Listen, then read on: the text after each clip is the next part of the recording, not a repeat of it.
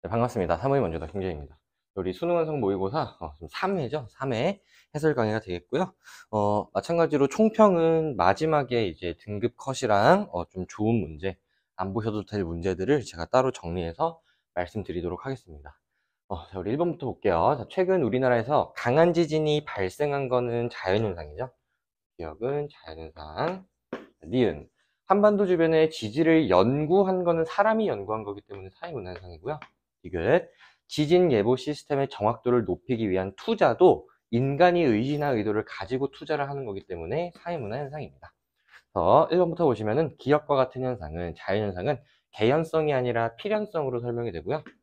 2번 니은과 같은 현상은 사회문화현상은 인간의 인식 여부와 상관없이 사실 그대로 존재하는 게 얘들아 이 2번 손지가 의미하는 게 존재 법칙이에요. 이제 존재 법칙은 자연현상의 특징이기 때문에 답이 될 수가 없습니다. 3번 디귿과 같은 현상은 사회문화현상은 당위규범을 반영하여 발생할 수 있다. 답은 3번이 되겠고요.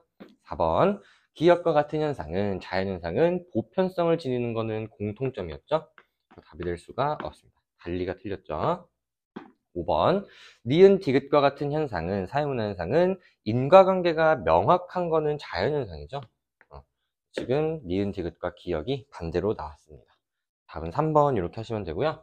2번으로 넘어갈게요.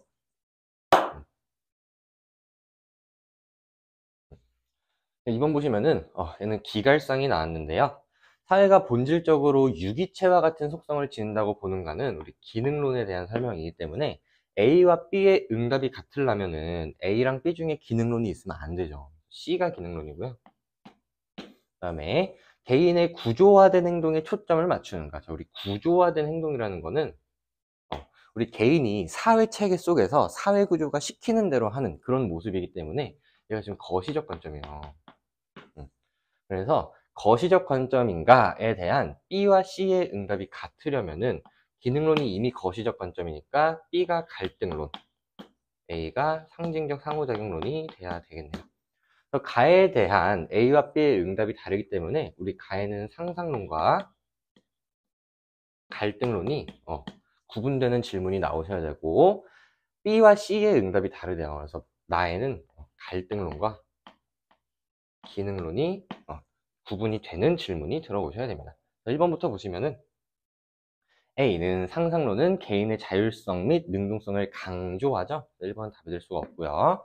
2번 B는 갈등론은 상황 맥락에 따라 달라지는 사회문화 현상의 의미에 주목하는 건 상징적 상호작용론이기 때문에 답이 될 수가 없습니다. 3번 C는 기능론은 사회 변동을 초래하는 원동력이 내재된다. 이거 갈등론이죠. 갈등론은 사회 불평등 현상이 대립과 갈등이 원동력이다 라고 보기 때문에 답이 될 수가 없고요. 4번 가에는 우리 상상론과 갈등론이 구분되는 질문이 들어오셔야 되는데 현존하는 사회 불평등상을 정당화하는 논리로 이용될 수 있다는 비판을 받는 것은 기능론에 대한 내용이기 때문에 들어갈 수가 없네요. 답은 5번인가 봐요. 나의 사회 규범이 사회 전체의 합의. 우리 항상 사회 전체의 합의라 그러면은 기능론의 주장이었죠. 그래서 기능론만 예라고 하는 거기 때문에 구분이 돼서 나에 들어갈 수 있습니다. 이번에 답은 5번이었고요. 3번이 정말 문제가 너무 크네.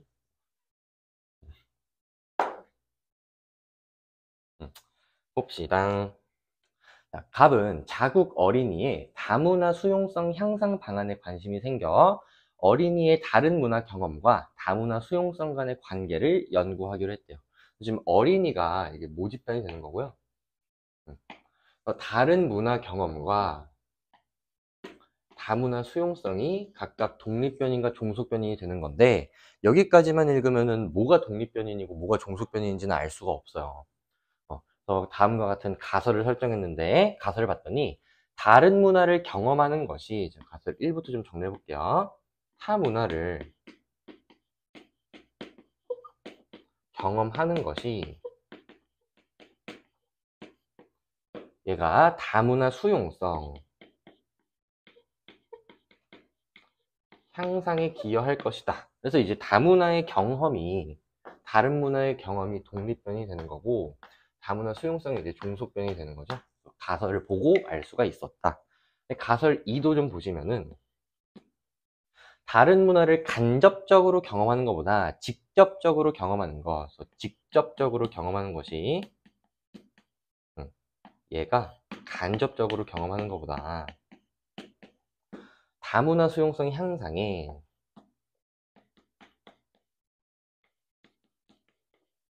크게 기여한대요. 내용을 좀 보시면은 갑은 땡땡 지역 초등학생 전체를 대상으로 다문화 수용성 검사, 이 검사는 100점 만점이라고 우리가 수치화할 수 있게끔 바꿔줬기 때문에 개념의 주작적 정의가 되는 거고요. 그다음에 다문화 수용성은 종속변인이기 때문에 종속변인에 대한 개념 주작적 정의가 되겠습니다. 실시하였다. 그러고 나서 검사에 참여한 초등학생 1000명 중 수용성 점수가 30점 이상 40점 미만인 초등학생 90명을 선정하여 평균 점수가 거의 같도록 30명씩 A, B, C 집단을 구성했다. 지금 A 집단, B 집단, C 집단으로 구성을 했는데 갑은 A 집단에게는 한 달간 다른 문화 경험 프로그램을 실시하지 않았대요. 타문화를 얘네한테는 실시하지 않았고요. 그 다음에 B 집단에게는 한 달간 일주일에 2번씩 책을 읽는 프로그램을 실시했대요. 얘는 타문화를 책으로 읽게 했고요. 그 다음에 C 집단에게는 일주일에 2번씩 다른 문화를 가진 사람들과 만났대요. 그래서 얘는 타문화를 사람을 통해서 경험했죠. 자, 이후 다문화 수용성 점수를 다시 측정한 게 이게 사후 검사가 되는 거고, 그 다음에 여기 아까 평균 점수가 같도록 요게 이제 사전 검사가 되는 거고요. A 집단과 달리 B, C 집단의 점수가 모두 유의미하게 상승했는데 B 집단과 C 집단의 평균 점수의 향상 정도에는 유의미한 차이가 없었대요. 그래서 이제 얘네가 다 30점에서 40점 사이였으니까 뭐 비슷하게 이렇게 됐다고 하면은 얘는 결과값이 비슷했죠. A 집단과 달리 B, C는 유의미하게 상승했으니까. 근데 얘네는 유의미하게 상승했는데 이 두 집단 간의 점수는 차이가 없었으니까 타문화를 경험시켜준 B 집단과 C 집단이 수용성 점수가 높아진 거는 수용이죠. 근데 우리 사람을 통한 접촉이 얘가 직접 경험한 거고 책을 통해서 한 게 간접 경험한 건데 우리 직접 체험 하나 간접 체험 하나 수용성 점수는 비슷하게 올라갔기 때문에 얘는 기각이 됩니다. 지금 이 연구는 전반적으로 실험법을 사용한 거고요. 그 다음에 타문화를 수용시켜준 우리 B 집단과 C 집단이 실험 집단이 되겠고 A 집단이 통제 집단이 되겠고 또 우리 실험 집단과 통제 집단을 합친 A 집단부터 C 집단까지가 표본이 되는 거고요. 그럼 이제 얘네는 뭐냐? 얘네는 아무것도 아닙니다. 아무것도 아니에요. 자, 1번 방법론적 일원론이죠. 양적 연구이기 때문에. 2번 자료 분석 결과에 따르면 두 가설이 모두 수용되는 게 아니라 1번만 수용됩니다. 그 다음에 3번 보시면은 BC 집단은 A 집단과 달리 독립변인의 영향을 파악하기 위해 구성되었냐 이렇게 물어봤는데 얘는 실험 집단과 통제 집단이 모두 해당돼요. 우리 실험법에서는 이 뭐라고 쓴 거야? 얘는 지금 통제 집단이죠. 통제 집단과 실험 집단이 각각 종속변인이 어떻게 변화했는지를 파악하는 거거든. 얘네들은 독립변인을 가해줬을 때, 얘네들은 독립변인을 가해주지 않았을 때 각각 종속변수가 어떻게 변하는지를 연구하는 것이기 때문에 독립변인의 영향을 파악하기 위해 구성된 거는 둘 다입니다. 4번 디귿은 모 집단이냐? 디귿은 얘는 아무것도 아니라 그랬죠? 모 집단이 아니고요. 표본은 리을이냐? 그죠? 이 90명을 30명씩 이렇게 선정한 리을은 표본이 맞습니다. 앞에가 틀렸고요. 답은 이제 5번인데 기역, 니은, 미음에 각각 나타난 연구 단계 중 가치 중립이 필수적인 단계. 또 보시면은 기역은 주제 선정이죠. 여기는 같이 개입이 허용되고요. 그다음에 가설 설정도 같이 개입이 허용되고, 미음 보시면은 얘는 자료 분석이죠. 자료 분석에서는 같이 중립이 요구되기 때문에 음, 필수적인 단계는 미음이다. 맞습니다. 답은 5번 이렇게 하시면 될 것 같고요. 4번은 넘어갈게요. 와, 얘는 또 뭐야? 자, 가불병 정은 사회집단의 유형에 관하여 학습한 후 역할을 나누어 복습했는데 각 학생의 역할과 수행 결과는 자료 1, 2와 같고 A, B, C, D는 공동사회 공식 조직, 비공식 조직 자결 중 하나다 이렇게 돼 있는데 갑은 B에 해당하는 사회집단의 사례를 제시하라 했더니 노동조합을 제시했어요. 자, 그럼 노동조합은 공식 조직이고 그 다음에 자발적 결사체고 그 다음에 공동사회는 아니고요. 비공식 조직도 아닙니다. 자, 가족은 공동사회에만 해당하죠. 그 다음에 사내 동호회는 자발적 결사체고 비공식 조직입니다. 그래서 지금 선생님이 뭐라 그랬냐면은 선생님은 갑을 정과 달리 병은 틀렸대요. 그럼 이제 얘네는 맞은 거죠. 그럼 보시면은 을은 맞았으니까 지금 얘가 공동사회로 확정이 되는 거라서 C가 공동사회로 확정이 되는 거고 그 다음에 갑도 맞은 거라서 B가 공식 조직이거나 자발적 결사체여야 돼. 그 다음에 정은 B와 D에 모두 해당하는, 그러면은 B랑 D가 얘가 자발적 결사체랑 비공식 조직에 모두 해당해야 되기 때문에 D가 비공식 조직이 되는 거고 B가 자발적 결사체가 되면 되겠네. 그럼 나머지 하나인 A가 뭐가 남았어? 공동사회, 공식 조직, 자발적 결사체, 비공식 조직. 그럼 뭐 남은 거야? 얘가 이제 공식 조직이죠? 헷갈리니까 아닌 건 지우고요. 이제 병은 틀렸으니까 A와 B에 모두 해당하는. 얘는 이제 공식 조직이면서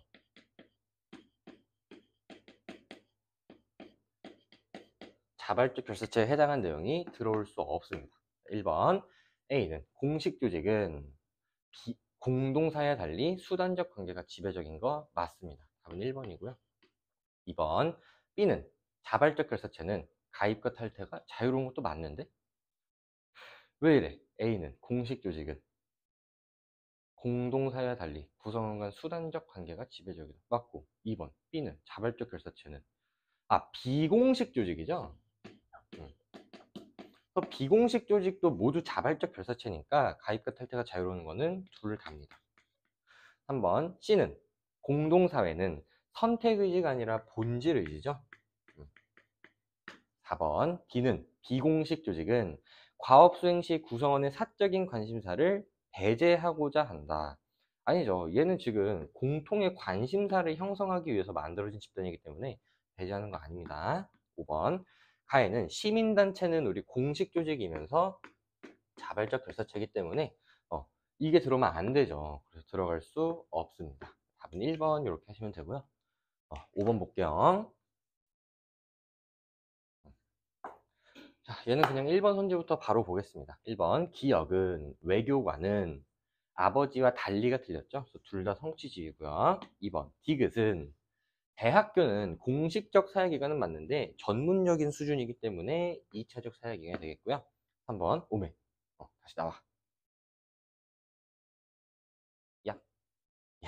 네. 자, 3번 리을은 갑과 B국 대학생들 간의 갈등이 발생했는데 그럼 이유를 좀 읽어보셔야 돼요. 그래서 특히 모든별 과제를 수행할 때 B국 대학생들은 성과의 극대화를 위한 효율적 역할 분담을 주장했지만 갑은 A국에서 늘 그랬듯 역할 분담의 형평성을 주장했대요.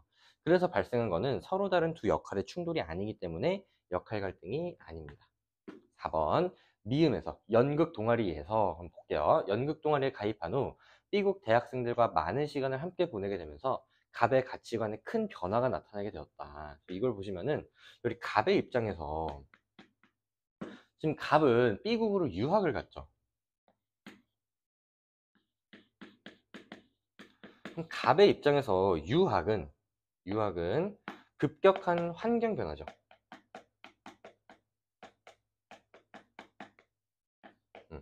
급격한 환경 변화인데 얘가 이제 외국 사람들의 사고방식을 이해하지 못해서 외국 사람들과 충돌이 발생했는데 연극 동아리에서 이런 가치관의 변화가 나타난 거니까 새로운 환경에서 요구하는 뭔가 가치관이나 규범, 기술 등을 다시 습득한 거라서 재사회라고 볼 수가 있습니다. 답은 4번이고요.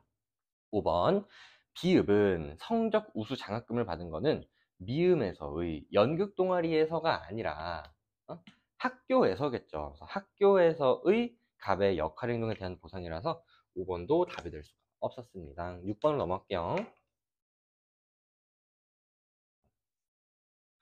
자, 표는 사회조직 형태인 A와 B를 비교하여 기준 1에 따르면 상대적으로 강함으로 평가되는 조직 형태. 그래서 1에 따르면 이게 강하대요.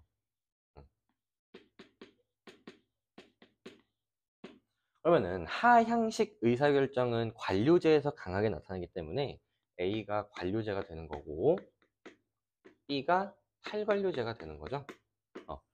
여기가 이제 탈관료제가 들어와야 되고, 그럼 여기는 탈관료제에서 강한 게 들어야 되고, 자료 2에는 약하대. 그래서 얘는 관료제에서 약한 게 들어야 되고, 여기는 탈관료제에서 약한 게 들어와야 됩니다. 1번, A는 관료제는 과업 수행의 효율성을 중시하는 것은 공통점이기 때문에 달리가 틀렸죠.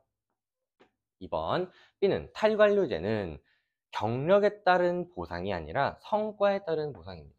3번, 가에는 우리 관료제에서 약한 게 나와야 되는데 과업 수행 절차에 대한 예측 가능성은 관료제에서 높게 나타나는 특징 중에 하나였죠. 4번, 우리 나에는 탈관료제에서 강한 게 나타나야 되는데 구성원의 재량권 보장 정도는 탈관료제에서 높게 나타나는 게 맞기 때문에 답이 될 수가 있습니다. 답은 4번이고요.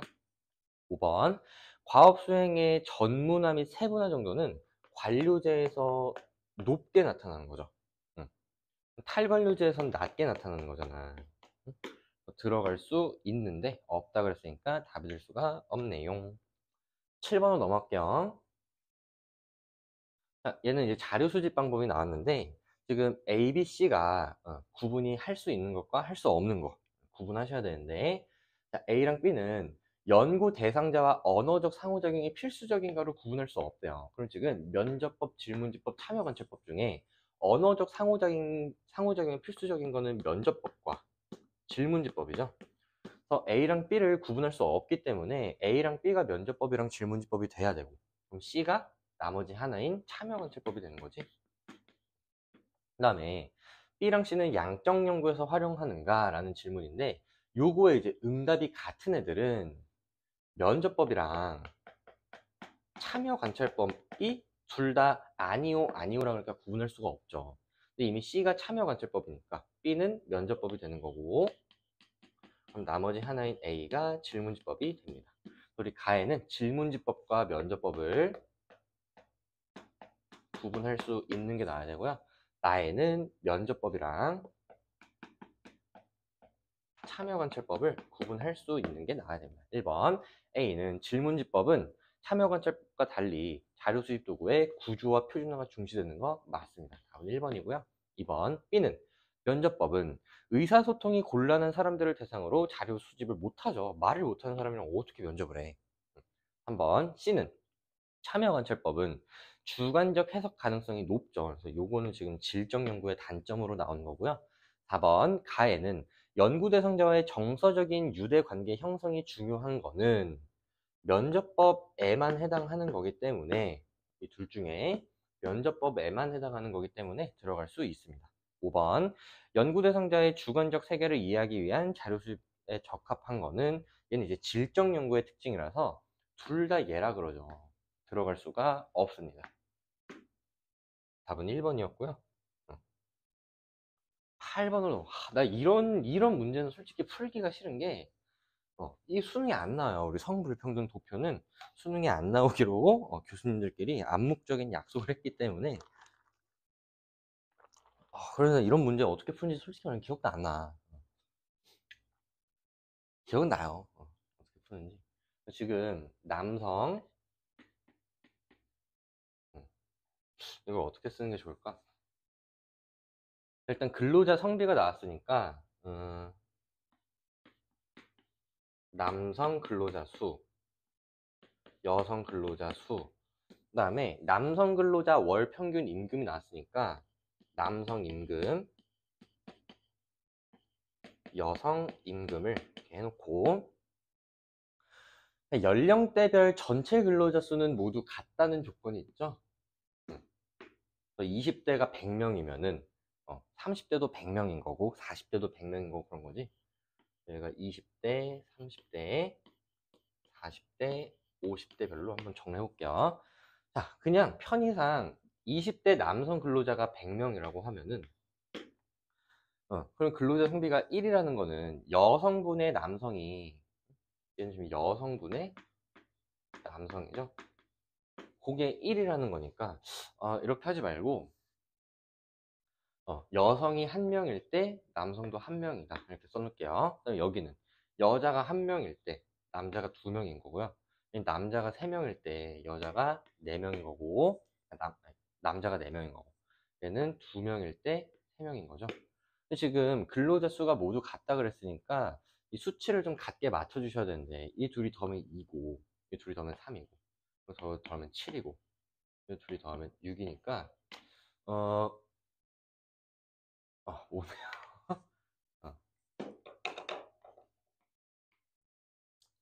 그러면 35, 70명이라고 하면 안 되고. 자, 일단 냅둘게요. 냅둘게요. 자, 얘는 남성 근로자 월 평균 임금이 나왔죠? 그대로 써주시면 됩니다. 5,000명, 6,000명, 얘는 8,000명, 8,000원, 얘는 7,000원. 그럼 지금 성별 근로자 임금 불평등 지수가 나왔는데, 그거 어떻게 구하냐면은, 남성분의, 얘는 남성분의 남성 빼기 여성이죠? 그럼 얘는 지금 5,000분의 5,000 빼기 여성이 10은 10분의 1이잖아. 500배가 됐으니까 여기도 500배를 해주시면은 얘가 500이 되죠. 그럼 여자가 이제 4,500을 버는 거지. 이걸 언제 다 해주고 있어? 안 나오는데. 얘는 6,000분의 6,000 빼기 여성이 10, 얘는 5분의 1이잖아. 5분의 1. 그럼 얘는 1200배가 됐으니까 얘가 이제 1200이 되면은 여성이 4800이네요. 그 다음에 40대는 얘가 이제 남성이 8000분의 8000 빼기 여성이 30은 우리 10분의 3이죠. 얘가 800배가 됐으니까 얘가 38, 24, 2400이 되면은 빼면 몇이야? 5600이죠. 그 다음에 마지막 40대, 50대 이상은 지금 7000분의, 그럼 얘가 지금 7000분의 3500이 돼야 되잖아. 3500이야? 이렇게 되겠네요. 1번부터 볼게요. 남성 근로자 수는 30대가 20대 이하의 2배냐? 지금 인구수가 같다 그랬기 때문에 총 600명이라고 치면은 남자가 300명일 때 여자가 300명이고, 얘는 600명이니까 400명, 200명이죠. 그러면은 남성 근로자 수는, 여기 지금 남성이죠? 30대가 20대 2배면 600 이하죠? 2번 전체 근로자 월 평균 임금은, 결국에 가중평균까지 물어보네. 그럼 전체 근로자 월 평균 임금은 지금 둘이 500 차이 나잖아. 근데 1대 1이니까 딱 정중앙에 있어요. 그래서 얘는 4,750이고요. 얘는 지금 1,200 차이 나는데 2대 3이니까 1,200을 세 칸으로 나누면 한 칸의 크기는 400이거든. 근데 남성 인구가 2배 많기 때문에 남성 평균이랑 400 떨어져 있어야 돼요. 여성 평균이랑은 800 떨어져 있어야 돼. 그럼 남성 평균에서 400을 빼시면 5,600이죠.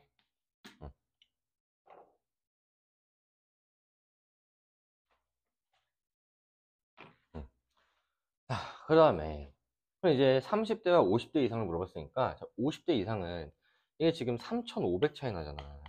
응? 그걸 5칸으로 나누시면은 한 칸의 크기가 700이거든. 700. 그럼 지금 남자가 3이니까 남자랑 2칸 떨어져 있어야 돼요. 그럼 1,400 차이 나야 돼서 7,000에서 1,400을 빼면 5,600이거든요. 둘이 같습니다. 답은 2번이고요. 3번, 성별 근로자 간 월 평균 임금액의 차이는 40대가 가장 크냐? 지금 40대를 보시면 이렇게 몇 차이 나냐면 2,400 차이 나거든? 얘네는 3,500 차이 나죠? 50대가 가장 크고요. 4번, 월 평균 임금은 40대 여성 근로자가 5,600이 30대 남성 근로자 6,000보다 작습니다. 5번, 30대 근로자 월 평균 임금에 대한 40대 근로자 월 평균 임금의 비는, 우리 여성부터 볼게. 여성 30대는 4,800이죠. 48. 여성 40대는 56이죠. 그리고 남성은 6분의 8이죠. 그리고 약분해 보시면은 이 몇으로 약분되니? 8, 6, 48, 8, 7, 56이죠. 그 다음에 얘는 3분의 4죠. 이렇게 크로스 곱하시면 얘는 21이고 얘는 24니까 남성이 큽니다. 여성이 남성보다 작다 이렇게 하셔야 되는데, 내가 미리 예고할게요. 이 풀이가 이해가 안 되더라도 질문하지 마세요. 수능에 안 나와. 내가 막 방금 가중평균 써서 요거 전체 임금 평균 구한 거 이해가 안 되면 어차피 너네는 이걸 수능 때 쓸 일이 없어. 물어보지 마세요. 그다음에 솔직히 말하면 지금까지도 내가 이 가중평균을 이용해서 전체 평균을 구하는 방식을 아직까지도 이해를 못했다면은 너네는 수능에서 이걸 나오더라도 쓸 수가 없어. 정말 미안하지만 내가 가중평균 특강 올려놓은 거 있으니까 그거를 보시고 이해를 하든가, 어차피 안 나오는 거니까 그냥 버리시던가 그렇게 하시면 됩니다. 9번 볼게요. 얘는 일탈이 나왔는데 얘는 수능에 나올 법합니다. 얘는 진짜 좋은 문제예요. 안 풀어봤는데 어떻게 아냐? 딱 보면 알아요. 왜냐면 올해 수능에서 일탈이나 자료 수집 방법이 퍼즐형으로 나올 거거든. 그거를 이렇게 만들어 봤네요. 그럼 이제 특징부터 보시면은, 일탈 행동을 정당화하는 가치관과 내면화 과정에 주목하는가, 이거는 차별 규제 이론에만 해당하죠. 그다음에 일탈 행동을 규정하는 객관적 기준이 존재한다고 보는 거는 지금 낙인 빼고 다예요. 그래서 머튼과 차교. 그다음에 일탈 행동 발생에 영향을 미치는 상호작용에 주목하는 거는 낙인이랑 차교죠. 그럼 지금 보시면은 답은 답이 한 개인데 두 개를 했으니까 그냥 틀린 거야. 얘도 틀린 거죠. 얘는 이제 맞았는지 몰라요. 왜냐면 A일 수도 있잖아, 차교가. 그다음에 얘는 지금 답이 두 개인데 얘는 한 개를 얘기했죠. 틀린 거고요. 얘는 지금 답이 두 개인데 얘만 두 개를 얘기했죠. 그럼 얘랑 얘는 틀린 거거든. 근데 얘가 3점이래요. 나머지가 다 맞겠지. 그래서 B가 차기로 결정. 그럼 얘는 A, B니까 A가 머튼, C가 낙인이겠네요. 그럼 채점을 마저 해보시면은 얘는 틀렸고요. 얘는 맞았고 얘는 틀렸고, B, C가 낙인 차교니까 얘가 맞아서 기억은 2점, 얘는 빵점입니다. 1번 A는 머튼인데요. 사회 구조적 측면에서 일탈 행동의 발생 원인을 설명하는 게 거시적 관점이라서 얘가 모든 아노미 이론에 해당해요. A가 맞습니다. 답은 1번이고요. 2번 B는 차교는 차별적 제재는 낙인 거죠. 3번 C는 낙인은 목표와 수단, 목표와 사회적 압박으로, 이거는 머튼의 아노미죠. 4번 우리 가에는 답이 C니까 낙인이 나오셔야 되는데 1차적 일탈보다 2차적 일탈의 발생 원인에 주목하는 게 낙인이라서 들어갈 수 있습니다. 그 다음에 니은은 빵점이었죠. 답은 1번이고요. 넘어갈게요. 10번 꽤 오래 찍은 것 같은데 10분밖에 안 됐네. 지겨워서 그런 건 아니고요. 힘들어서 그래요. 자, 가불병의 문화의 태도를 보시면은 A국에서 태어나 대학까지 졸업하고 결혼하여 자녀를 키우고 있는 가불병은 육아 문화에 대해 서로 다른 태도를 갖고 있는데, 갑은 일단 얘는 다 A국 사람이에요. 갑은 B국의 육아 문화가 가장 지혜롭고 자국의 문화는 미개하다고 본대요. 그래서 갑은 타 문화를 우월하게 판단하는 문화 사대주의고요. 을은 A국의 육아문화, 자문화가 가장 지혜롭고 어느 나라도 자문화처럼 지혜롭지 않다. 자문화를 기준으로 타문화를 열등하게 판단하는 자문화 중심주의. 병은 세계 모든 나라의 문화가 고유한 의미를 갖고 있다고 보기 때문에 병이 문화 상대주의가 되겠습니다. 기억. 갑의 태도는, 사대주의는 외부 문화 수용에 적극적인 거 맞고요. 니은 을의 태도는, 자문화 중심주의는 문화 제국주의로 이어질 가능성이 큰 거는 자문화 중심주의죠. 디귿, 병의 태도는, 상대주의는 문화 다양성 보존에 적합하지 않다고요? 이건 개소리야. 을의 태도는 문화 제국주의로 이어질. 맞죠. 을이. 쏘리. 응. 답은 1번이죠. 1번. 병의 태도는 문화 다양성 보존에 적합한 거는 상대주의죠. 리을, 갑, 병은 사대주의랑 상대주의는 우열평가의 대상으로 간주하는 건 자문화 중심주의랑 문화 사대주의이기 때문에 잘못 나왔습니다. 답은 1번이고요. 11번으로 넘어갈게요. 자, 기억부터 보시면은 기억에서의 문화는 지금 농경문화, 이렇게 문화가 뒤에 나와 있기 때문에 넓은 의미로 사용되었습니다. 틀렸고요. 2번, 니은에 부각되어 있는 거 보시면은 갑국 사람들은 모두 가족 구성원들이 함께 노동하고 수확물을 공유하는 것을 당연하게 여긴 거는 그 사람들끼리 그렇게 여긴 거니까 공유성이죠. 그래서 문화의 속성은 한 사회 구성원들 간 원활한 상호작용을 가능하게 하는 바탕이 되는 거 맞습니다. 디귿. 디귿에 부각되어 있는 거는 이러한 각국의 농경 문화는 그들의 종교, 제도, 가치관과 밀접한 관련을 맺고 있대요. 그래서 얘는 문화가 서로 상호 유기적으로 결합되어 있다고 보는 전체성이 부각되어 있고요. 그래서 전체성은 문화의 한 부분에서 나타난 변동이 연쇄적인 변동을 초래한다. 이게 지금 전체성이죠. 디귿도 답이 될 수 있어서 답은 니은 디귿 3번입니다. 리을, 미국에 유학을 간 한국 사람들이 잘 먹지 못했던 미국 음식을 잘 먹게 된 거는, 이거는 후천적으로 사회화했다는 내용이기 때문에 학습성이 지금 부각되어 있는 건데, 리을 보시면은 요즘에는 과거와 달리 아버지를 중심으로 의사가 결정되고 아버지 쪽의 혈통을 중시하는 가족 문화가 나타나고 있는 거는, 얘는 변동성이 나타난 것이기 때문에 답이 될 수가 없습니다. 넘어갈게요. 와, 쉣, 이건 뭐야? 눈깔이 아프네.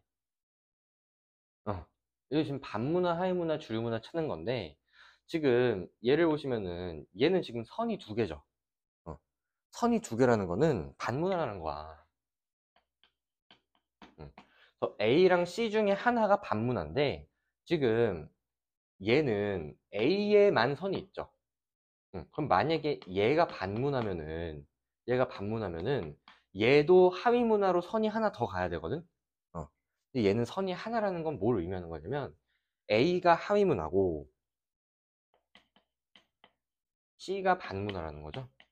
이제 얘가 주류문화가 되는 거고, 그래서 이제 T 시기에 보시면은 지금 네모네모 문화가 주류문화, 그다음에 다이아몬드 문화가 하위문화에만 해당하는 거고요. 세모 문화가 반문화면서 하위문화인 거죠. 그러면은 T 플러스 1 시기에는 네모가 지금 A랑 C로 이어졌기 때문에 얘가 반문화로 변한 거고, 다이아몬드가 B에만 연결되어 있으니까 얘가 주류문화, 세모는 A에만 되어 있으니까 얘가 하위문화입니다. 1번, 모든 하위문화는 반문화가 아니라 반대죠. 모든 반문화가 하위문화. 2번, 우리나라에서 특정 지역에서만 나타나는 사투리 문화는 하위문화입니다. 답이 될 수가 없고요. 3번, B를 향유하는 사람은 주류 문화를 향유해도 반문화를 향유할 수 있죠. 뭐 김치를 먹는 뭐라 그래? 그 이제 막 난폭 운전하는 애들. 무슨 폭주족? 뭐 김치 먹는 폭주족 이렇게 생각하시면 돼요. 폭주족 문화는 반문화인데 김치는 주류 문화잖아. 주류 문화. 김치를 먹으면서 것도 하는 그런 사례. 4번. 각국에서 네모네모 문화는 주류 문화에서 반문화로 변화하였다가 정답이네요. 다음 4번. 5번. 각국에서 다이아몬드 문화는 세모세모 문화와 달리 반문화에서 주류 문화냐? 아니죠. 하위 문화에서 주류 문화가 됐죠. 답이 될 수가 없습니다. 13번으로 넘어갈게요. 근데 이제 문화 변동이 나왔는데, 문화 변동은 이제 각 국가에서 나타난 사례를 잘 정리하시면 되겠습니다. 각국 사람들이 평소에 입고 다니는 네모네모 의복은 원래는 자국의 전통 A국의 전통 의복이었대. 근데 A국의 전통 의복이 갑국으로 이민 동그라미 직접 전파죠. 우리 지금 갑국에서는 직접 전파가 나타났고요. 노동자들을 통해 퍼졌고 그로 인해 갑국의 전통 의복이 사라졌대요. 이게 중요하죠. 자문화의 요소가 사라지고 타문화의 요소만 남았기 때문에 얘는 직접 전파를 통한 문화 동화입니다. A국의 네모네모 의복 제조 기술은 인터넷을 통해 을국에 퍼졌대요. 인터넷을 통해 퍼진 거기 때문에 얘는 간접 전파죠.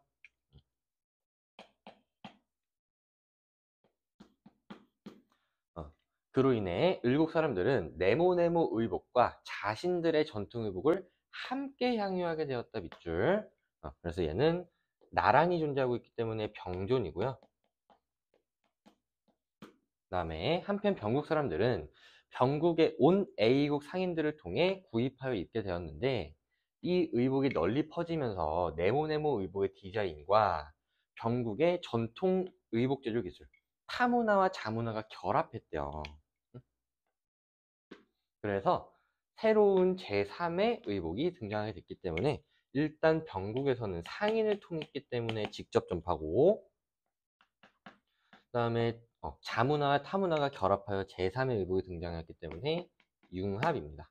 융합. 1번 보시면은 갑국에서는 직접 전파라서 틀렸고요. 2번 을국에서는 비물질 문화의 전파가 아니라 지금 기술이 전파됐대. 기술. 물질 문화죠. 3번 병국에서는 외부 문화 요소의 자극 전파가 아니라 직접 전파고요. 4번 을국에서는 갑, 병과 달리 문화 변동의 결과 자기 문화의 정체성이 병조는 소멸되죠. 뭐라는 거야? 병조는 소멸되지 않죠. 동화가 소멸되죠. 그래서 소멸하지 않았다. 근데 틀린 게 융합도 소멸이 안 돼요. 지금 병국이 틀렸습니다. 5번 병국에서는 새로운 문화 요소가 만들어지는, 그렇죠, 융합이죠. 융합. 답은 5번 이렇게 하시면 되고요. 14번을 넘어갈게요. 자, 빈곤이 나왔는데요. 빈곤은 내가 선 2개 찍찍 그려가지고 푼 그거 알려줬죠? 그거 볼게요. 갑국에서는 최저 생계비 미만인 가구를 A, A가 절대적 빈곤, 중위소득 50% 미만을 상대적 빈곤으로 규정합니다. 그래서 2023년에 4인 가구를 대상으로 분석한 통계 자료에 따르면 4인 가구 중 A는 12, B는 16이래. 그럼 지금 B가 많으니까 상빈선이 위에 있고 절빈선이 밑에 있는데 지금 A는 절대적 빈곤 12%래요. 상대적 빈곤은 요거 두 개를 합친 거니까 여기가 4가 돼야 둘을 합쳐서 16이 됩니다. 이제 빈곤이 아닌 가구는 84%가 되겠죠? 1번 A는 절대적 빈곤은 소득 분포를 고려하는 것은 상대적 빈곤이기 때문에 답이 될 수가 없고요. 2번 B는 상대적 빈곤은 상대적 박탈감은 모든 유형의 빈곤이 다 유발할 수 있습니다. 3번 A와 B 모두 객관적인 기준, 그쵸? 둘 다 객관적 빈곤이기 때문에 답은 3번이고요. 4번 23년 갑국에서 4인 가구의 경우 최저 생계비가 절대적 빈곤 선이 얘가 최저 생계비죠. 얘가 중위소득의 50%는 상대적 빈곤선이기 때문에 그거보다 작다라고 하셔야 돼요. 5번 23년에 두 가지 유형 빈곤 중 상빈에만 해당하는 가구가 4%로 존재합니다. 답은 3번이었고요. 15번으로 넘어갈게요. 얘도 지금 저기 뭐야 수능에 나올 법한 정말 좋은 문제예요. 우리 바둑판 표를 그려야 되는 걸로 보이는데 한번 봅시다. 갑국의 계층은 상중하 중 하나인 A, B, C로만 구분되는데 갑국에서는 뭐 이렇게 나타났네요. 지금 보시면은 지금 일단 A, B, C를 찾아주셔야 되는데 부모와 계층이 일치하는 거는 대물림이죠. 그 다음에 부모보다 계층이 높다는 거는 상승 이동한 거거든. 그 다음에 얘는 부모보다 낮은 건 하강 이동했다는 건데 우리 B는 상승 이동의 결과가 될 수 없죠. 상승 이동의 결과가 될 수 없다는 거는 가장 낮은 계층이라는 거기 때문에 B가 하층이 되고요. 그 다음에 C는 상승 이동, 하강 이동의 결과가 될 수 없죠. 하강 이동의 결과가 될 수 없다는 건 가장 높다는 거기 때문에 C가 상층이 되고 A가 중층이 됩니다. 우리 바둑판 표를 한번 구성해 볼게요.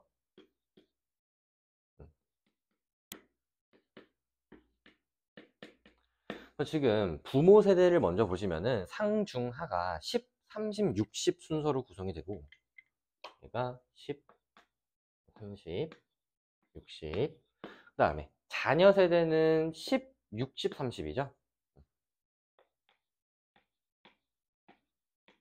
그 다음에 항상 기준을 잘 보셔야 되는데 얘는 자녀 세대 인구 중 이렇게 돼 있죠. 그러면은 자녀 세대를 기준으로 보셔야 돼. 그럼 자녀 세대 상층 중 30%가 대물림을 했대요. 그러면 여기가 3이죠. 그 다음에 중층 중 30%가 대물림을 했으니까 6, 3, 18이 대물림. 그 다음에 하층 중 70%가 대물림이니까 3, 7, 21이 대물림이고 그 다음에 나는 항상 중층을 기준으로 판단해요. 중층을 기준으로 상승 이동한 게 60%래. 그러면은 60에 60%죠. 60에 60%니까 36이 상승 이동한 거죠.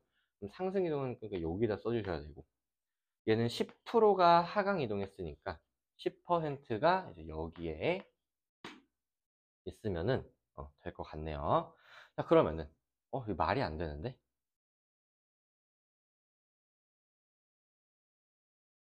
응. 상승 이동해서 중층이 된 거잖아. 응. 그다음에 얘는 하강 이동해서 중층이 된 거잖아. 자녀 세대가 60이니까 60에 60%, 60에 10%면 여기가 10이 아니라 6이죠.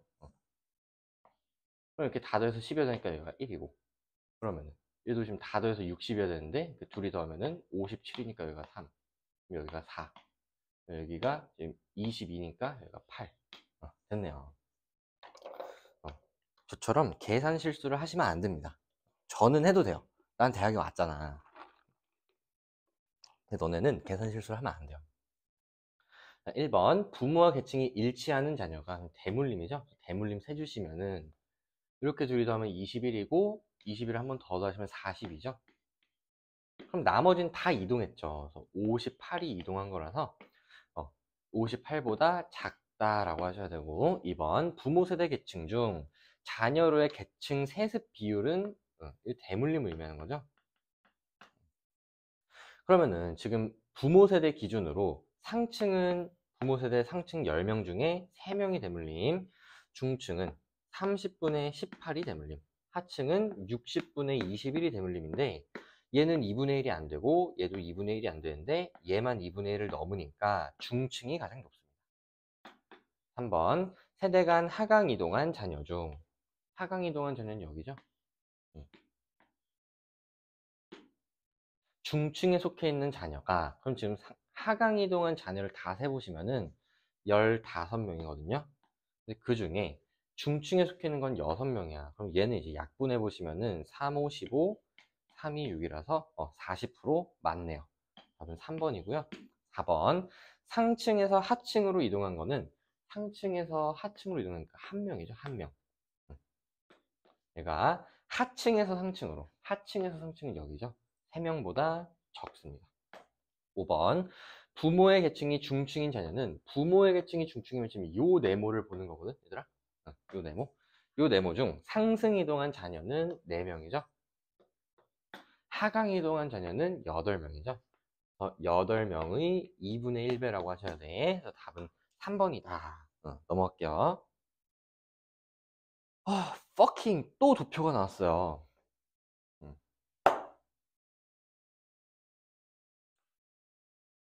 그래서 얘는 딱 보니까 그냥 전형적인 가중평균의 원리로 지역별 인구수의 비를 구하는 문제가 되겠는데요. 자, 보시면은 가지역, 나지역 전체 이렇게 나왔잖아. 그럼 얘가 지금 2 차이 나고 3 차이 나니까 가지역 대 나지역의 인구수의 비는 2 대 3이라서 전체는 5가 됩니다.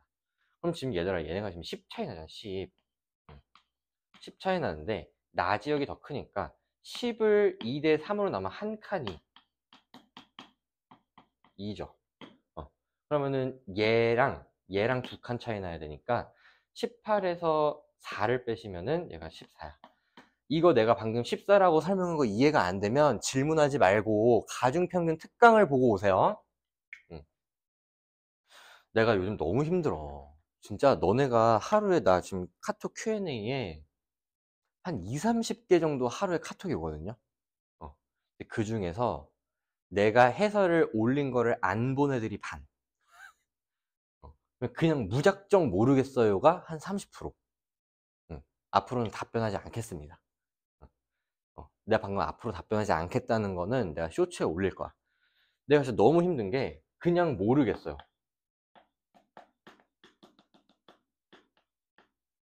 꼭 이렇게 울어요. 너네가 이렇게 울면은 나는 진짜 오열하고 싶어. 모르겠는데 어쩌라고. 공부를 하세요, 모르겠으면은. 내가 다 풀어주면은 개인 과외를 붙여. 내가 어떻게 다 풀어주냐. 그러면 진짜 기본적인 거는 이제는 질문하시면 안 돼. 근데 그 학생한테 상처가 될 수 있지만 저번에 세대 간 이동을 통해 중층이 된 거를 물어봤거든? 그럼 당연히 상층에서 중층으로 이동하거나 아니면은 하층에서 중층으로 이동한 거를 물어봐야 되는데 어떤 애가 자녀가 상이고 부모가 중인 거는 왜 안 되냐, 이것도 세대 간 이동 아니냐, 이런 게 어딨어. 얘들아, 세대 간 이동은 부모 세대 계층에서 자녀 세대 계층으로 넘어가는 게 세대 간 이동 아니야? 어떻게 자녀가 부모한테 자기 계층을 물려줘요? 애가 애를 낳는데 걔가 엄마야? 말이 안 되죠? 응. 제발 이제 이런 건 물어보지 맙시다. 이것도 솔직히 내가 가중평균 특강 올린 것만 보면 해결되잖아. 이런 기본적인 거는 이제 물어보지 말고 어떻게 질문을 해야 되냐? 일단 문제 사진을 찍어서 보내세요. 사진. 그 다음에 이 사진에는 반드시 너네 풀이가 적혀 있어야 돼. 나는 요렇게 풀었는데 답이 안 나온다. 그럼 내가 너 풀이에서 어디가 잘못됐는지 교정해 줄 수 있어. 아니면 나는 이렇게 풀었는데 해설지는 요렇게 풀라 한다 하고 해설지 사진을 첨부하세요. 응? 그럼 내가 해설지 풀이는 어떤 얘기를 하고 있는 건지, 그다음에 너 풀이는 너 풀이가 해설지 풀이보다 좋은지 안 좋은지 이런 거 얘기해 줄 수 있어. 응? 아니면은 개념 같은 거 있잖아. 개념 같은 거 정말 기본적인 개념은 이제 물어보지 마세요.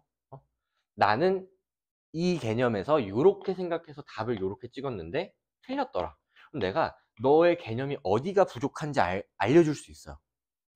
근데 그냥 쌤 저는 이거 1번이라고 했는데 답이 3번이래요. 왜 그런 건지 모르겠어요. 이건 말이 안 돼요. 내가 그냥 앞으로 일십을 한다. 그러면은 너네 답 질문이 잘못됐다라고 그냥 생각을 하시면 돼요. 내가 정말 너무 힘들어. 네. 은퇴 나 얼마나 힘든지 알지?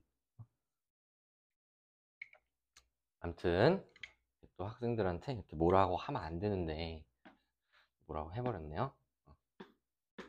나도 투정 부릴 때가 있어야지. 내 투정은 누가 들어줄 거야? 내 투정은 왜 아무도 안 들어줘? 나는 엄마도 내 투정을 안 들어줘. 그러면은 A부터 볼게요. 자, A는 노령장애 사망 시 본인 또는 유족에게 노령연금, 뭐 연금 이런 걸 지급한대요. 얘가 보험이고요. 얘 또 나왔죠? 소득이 일정 수준 이하. 이거 부조죠, 부조. 그 다음에 사회보험의 제도의 수급자 중 A와 B의 중복 수급자 비율이 가 지역에서 20%고 나 지역에서는 80%다. 그럼 얘들아 벤 다이어그램을 좀 그리셔야 되는데 지금 보험 수급자 중 이렇게 나와 있죠. 그러면은 지금 얘가 지금 30인 거고 얘가 30인 거고 얘는 60인 거고 얘는 16이고 얘는 18 곱하기 3면 8, 3, 24 54죠. 그 다음에 얘는 70 이렇게 돼 있는데 지금 가지역에 사회보험이 총 30명이거든요. 여기가 이제 보험인데 보험이 총 30명이잖아. 30명 중 20%니까 6명이 중복수급자라는 거야. 그럼 보험만 받는 애는 24명이 되는 거고 부조만 받는 애는 부조가 총 16이니까 여기가 10이에요. 이거는 단위가 명이야. 이 부조. 그 다음에 이게 지금 가지역이고요. 나지역도 해볼게. 벤 다이어그램을 또 그리시면은 지금 나지역에서는 보험 수급자가 30명인데 그 중에 80%래. 그럼 24명이 중복 수급자죠. 그럼 보험만 받는 애가 6명. 얘는 부조만 받는 애가 30명. 이렇게 되는 거고. 그래서 갑 권역에서는 그럼 얘들아 갑 권역에서 보험 수급자를 다 더하시면 60명이죠. 60분의 중복 수급자 수는 6이랑 24니까 30이죠. 그러면 갑 권역에서는 50명이겠네요. 이렇게 구하시면 됩니다. 50명이 아니라 50%죠. 1번 기역은 14, 니은은 56이 아니라 50입니다. 2번 상호부조에 기초한 제도. 이게 지금 보험이죠. 보험의 수급자 수는 가지역은 30명이고 나지역이 30명이라서 둘이 같습니다. 답은 2번. 3번 수익자 부담 원칙을 적용한 제도는 보험이죠. 보험의 수급자 수는 나지역이 30명. 똑같은 거 물어봤네. 보험. 뭐 이렇게 똑같은 걸 물어보는 거야? 둘 다 30명이고요. 4번 사후 처방적성에 강한 제도는 부조죠. 부조에만 해당하는 수급자 수는 나지역은 30명이고요. 가지역은 10명이라서 3배입니다. 3배. 5번 갑 권역에서 보편적 복지 이념에 기초한 거는 보험이죠. 보험의 수급자가 그럼 갑 권역이면 이제 가지역과 나지역의 보험 수급자를 더하면 60명이죠. 얘가 선별적 복지 이념에 기초한 제도는 부조죠. 부조의 수급자는 70명이죠. 70명. 70명보다 적습니다. 답은 2번이었고요. 17번 넘어갈게요. 얘는 지금 사회적 소수자가 나왔는데요. 갑국에서는 주류 집단을 이루고 있는 총인구의 70%를 차지하는 A민족이 B민족을 단지 밑줄 쳐볼게 피부색이 다르다는 이유로 지금 B민족은 피부색이라는 이유로 차별을 받고 있고요. 피부색은 선천적인 요인이죠. 그 다음에 갑국에서 벌어지고 있는 사회적 소수자 차별로 인해 갑국은 세계 각국 정부나 국제기구, 비정부 기구 등으로부터 많은 비판을 받았고 무역 제재를 받았는데 이에 각국 정부는 B민족에 대한 차별을 개선하기로 했고 신입생이나 공무원 선발 시 B민족 출신자를 30% 이상 의무적으로 선발하는 법. 이게 적극적 우대 정책입니다. 1번 기역은 한 사회 내에서 주류 집단에 비해 인구 규모가 작은 게 아니라 권력의 열세에 있는 거야. 니은은 역차별을 초래할 수 있습니다. 적극적 우대 정책은 항상 역차별 문제를 달고 다니고요. 디귿 갑국에서는 주류 집단과 문화적 차이가 아니라 신체적 차이죠. 피부색은. 리을 갑국에서는 차별을 개선하기 위해 제도 개선했다. 그렇죠? 얘는 정책이니까 제도 개선이 맞습니다. 답은 4번 이렇게 하시면 되고요. 네, 18번. 사회변동 이론이 나왔기 때문에 진화론과 순환론을 찾으시면 되는데, 아시아의 많은 국가들이 20년 전만 해도 농업사회를 벗어나지 못한 낙후된 상태였지만 지금은 산업 및 근대화가 진행되어 낙후된 모습을 찾을 수가 없다. 이렇듯 일정한 방향을 따라 변동한대요. 진화론이죠. 1번 숙명론, 운명론은 순환론의 특징이고요. 사회변동과 발전을 동일시하는 거 맞습니다. 그 다음에 미래에 나타날 변동보다 과거에 나타난 변동을 설명하는데 적합하죠. 과거에 나타난 사회변동이라고 하면은 흥망성쇠를 얘기하는 거야.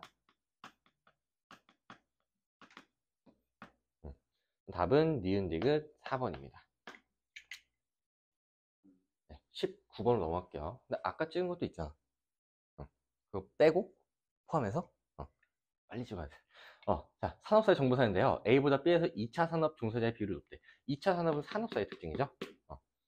얘는 B가 산업사라고 본 거고, 자, 을은 B보다 A에서 지식과 정보가 부가가치 창출에 활발하게 활용되는 거는 A가 정보사라는 거거든. 그러면은 두 명이 옳게 얘기했으면은 얘네 둘이 맞을 수밖에 없어요. 얘가 틀린 거지. 그래서 A가 정보사회, B가 산업사회로 결정이 되는 거고요. 자, A보다 B에서 산업사회에서 가정과 일터의 결합 정도가 낮죠. 2번 A보다 B에서 산업사회에서 소품종 대량 생산 맞습니다. 아니 모르는 거야. 맞죠? 소품종 대량 생산. 2번. 3번 B보다 A에서 정보사회에서 중앙집권적인 조직 형태는 관료제 같은 거를 의미하는 거거든요. 소수의 의사결정권자가 조직을 지배하는 거. 그래서 산업사회에서 높고요. 4번 정보사회에서 일방향이 아니라 쌍방향 매체에 대한 의존도가 높습니다. 5번 가는 틀린 게 들어야 되는데 A보다 B에서 산업사회에서 정보 생산자와 소비자 간 구분이 명확한 거는 산업사회죠. 그래서 옳은 내용이기 때문에 들어갈 수가 없고요. 이제 20번이 도표죠. 얘는 이제 표를 좀 그리시면 되는데 신형과 T 플러스 30년에 유부 노 총의 이제 비율을 좀 구하시면은 총 인구 중 유소니까 총분의 유고요. 노령화 지수는 유분의 노죠. 그럼 지금 유가 겹치니까 얘는 4분의 1이고 얘는 5분의 2고 16은 25분의 4죠. 125는 4분의 5 이렇게. 그럼 U에 해당하는 수치를 같게 맞춰주시면은 얘를 20분의 5로 바꾸면 돼요.